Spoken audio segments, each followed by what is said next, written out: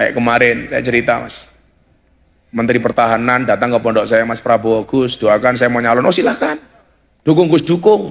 Gus minta mau nggak jadi Menteri Agama kalau saya jadi presiden? Nggak mau. Gus minta mau nggak jadi Menteri Agama kalau saya jadi presiden? Nggak mau.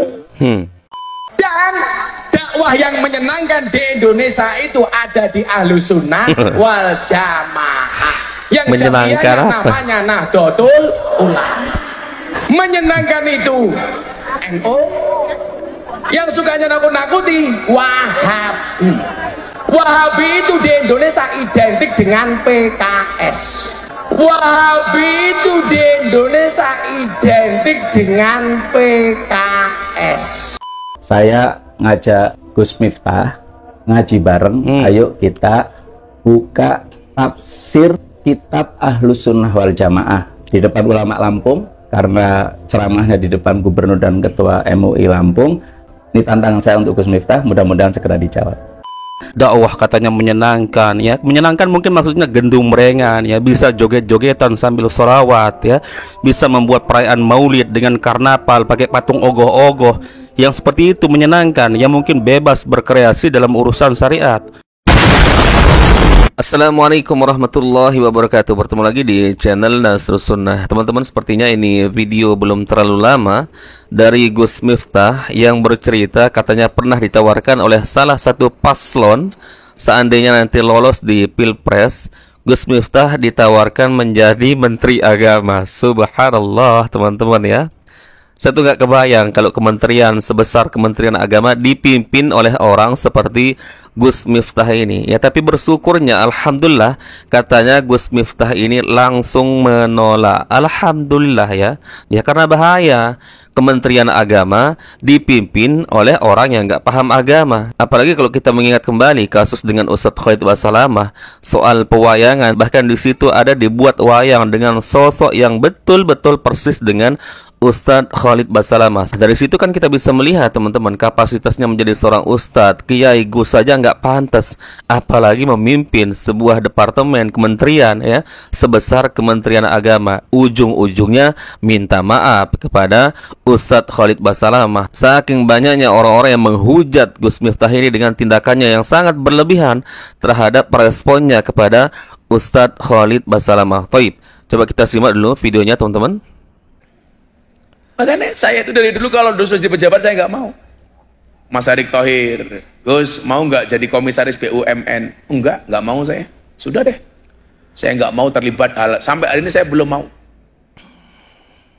Kayak kemarin saya cerita Mas, Menteri Pertahanan datang ke pondok saya, Mas Prabowo, Gus doakan saya mau nyalon. Oh silahkan, dukung Gus, dukung. Gus minta mau nggak jadi Menteri Agama kalau saya jadi presiden? Nggak mau. Bagus. Saya tahu Pak, Menteri Agama gajinya cuma 18 juta. Kalau saya jadi Menteri Agama yang seneng lurahnya petong sewu, ngundang pengajian gratisan, dok harga. Saya bilang nggak usah. Lagian apa? Itu mengurangi kemerdekaan saya dengan jamaah. Kalau saya jadi Menteri Agama, saya hanya bisa keluar dari kantor Sabtu dan Minggu.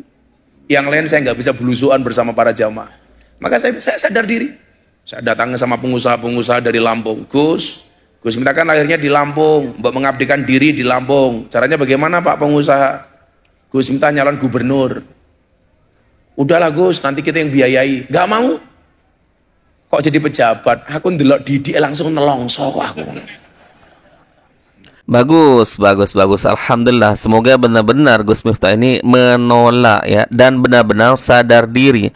Dan yang paling penting adalah semoga Gus Miftah ini sadar diri karena tidak punya kapasitas, bukan karena alasan kalau saya jadi menteri saya nggak bisa bertemu lagi dengan para jemaah, nggak bisa belusukan lagi. Semoga sadar dirinya karena yakin terhadap dirinya nggak punya kapasitas sama sekali memimpin sebesar Kementerian Agama. Apalagi baru-baru ini teman-teman kita lihat ya, bagaimana Gus Miftah ini dengan terang-terangan ya mengatakan bahwa dakwah yang paling menyenangkan itu adalah dakwah NU, dakwahnya Ahlus Sunnah wal Jamaah. Jadi menurut Gus Miftah mungkin yang namanya Ahlus Sunnah wal Jamaah itu adalah NU. Kemudian dakwah yang paling menakutkan, yang suka menakut-nakutkan adalah dakwah Wahabi. dan Wahabi itu identik dengan PKS. Ya, subhanallah teman-teman ya. Seperti ini yang disebut kiai, disebut Gus ya. Kerjaannya tukang fitnah teman-teman. Coba simak video ini. Dakwahnya orang NU itu mubasir, dan dakwah yang menyenangkan di Indonesia itu ada di Ahlussunnah wal Jamaah. Yang Menyenangkan jamiahnya apa? namanya Nahdlatul Ulama. Sementara sebaliknya mundir itu nakut-nakuti, banyak ngasih peringatan. Itu di Indonesia identik dengan Wahabi. Menyenangkan itu NU, yang sukanya nakut-nakuti Wahabi. Wahabi itu di Indonesia identik dengan PKS.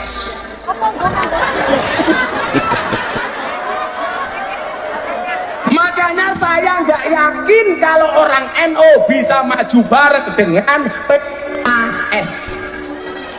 Ya, teman-teman kalian bisa lihat ya. Ustadz Gus Kiai model Miftah seperti ini ya, kerjaannya di panggung, di tempat ceramah bukan menyampaikan ilmu agama, tapi hanya menyebarkan fitnah. Apalagi terang-terangan di sini menyebutkan bahwa Wahabi itu identik dengan PKS. Bahkan kalau kita mau bongkar-bongkaran di sini teman-teman soal amaliyah, orang-orang yang suka teriak Wahabi itu jejak digital pun sangat-sangat banyak teman-teman, bisa kita buktikan ya. Dakwah katanya menyenangkan ya. Menyenangkan mungkin maksudnya gendung merengan ya, bisa joget-jogetan sambil sholawat ya, bisa membuat perayaan maulid dengan karnaval pakai patung ogoh-ogoh. Yang seperti itu menyenangkan, yang mungkin bebas berkreasi dalam urusan syariat. Subhanallah, tapi tidak perlulah, silahkan kalian cari sendiri ya. Jejak digitalnya orang-orang yang suka teriak Wahabi itu terlalu banyak, tidak bisa dibantah. Dan ini langsung direspon oleh salah satu kader PKS teman-teman, yang tidak terima dengan tuduhan dari Gus Miftah tersebut. Ditantang langsung baca kitab ya, membahas masalah perkara agama di daerah mana tempat Gus Miftah waktu itu berceramah menyebarkan fitnah. Coba kita simak video ini. Menyenangkan itu NU, yang sukanya nakut-nakuti Wahabi. Wahabi itu di Indonesia identik dengan PKS. Ngawur ini Gus Miftah. Sudah cara menerjemahkannya nggak bener, cara mentafsirkannya juga nggak komprehensif. Saya ngajak Gus Miftah ngaji bareng. Ayo kita buka tafsir kitab Ahlussunnah wal Jamaah di depan ulama Lampung. Karena ceramahnya di depan gubernur dan ketua MUI Lampung, ayo kita buka kitab tafsir Ahlussunnah wal Jamaah, bagaimana yang benar cara menjelaskan ayat itu, di depan ketua MUI Profesor Muhammad Mukri, dan di depan Pak Gubernur sekalian Pak Arinal serta ulama seprovinsi Lampung. Mari kita ngaji bareng, Gus Miftah yang salah atau saya yang salah memahami, karena PKS tidak seperti itu.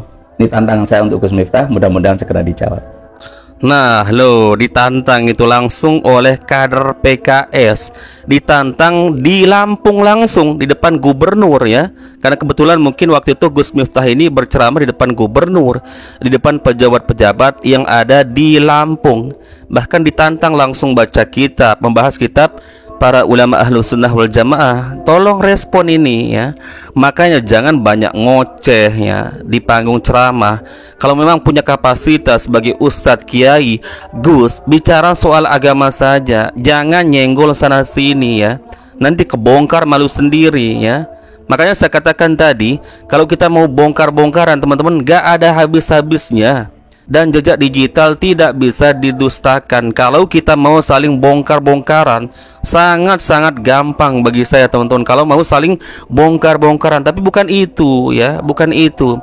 Makanya orang-orang yang ngaku kiai, Gus, segala macam, tolonglah perbaiki ya narasi-narasi kalian. Jangan karena ada unsur kepentingan pribadi, kepentingan politik, karena mendukung salah satu calon ini dan itu, lalu menjelek-jelekkan satu sama lain ya. Giliran direspon seperti ini, mingkem ya, nggak berani ngoceh lagi ya. Coba tolong ya, coba tolong respon ini ya. Kader PKS-nya ditantang loh ente ini, langsung berdiskusi membahas kitab Ahlussunnah wal Jamaah ya. Karena kamu menyebutkan dakwah yang menyenangkan itu dakwah Ahlussunnah wal Jamaah, identik dengan NU. lalu kamu menyebut Wahabi itu identik dengan PKS. Coba tolong nih respon ini ya. Jangan cuma berani lempar batu kemudian sembunyi bakwan ya. Ini kerjaan Miftah ini teman-teman. Baik, teman-teman, semoga ini menjadi pencerahan dan sekaligus kita bisa tahu ya siapa orang-orang yang sebenarnya punya kapasitas, yang sebenarnya pantas untuk menjadi pendakwah, teman-teman, diberikan panggung untuk menyebarkan ilmu agama, dan yang hanya kerjaannya nyerotos ya, menyebarkan fitnah-fitnah murahan, apalagi sampai memimpin Kementerian Agama. Subhanallah, hancur. Barakallahu fikum. Kita bertemu lagi insyaallah di video berikutnya. Assalamualaikum warahmatullahi wabarakatuh.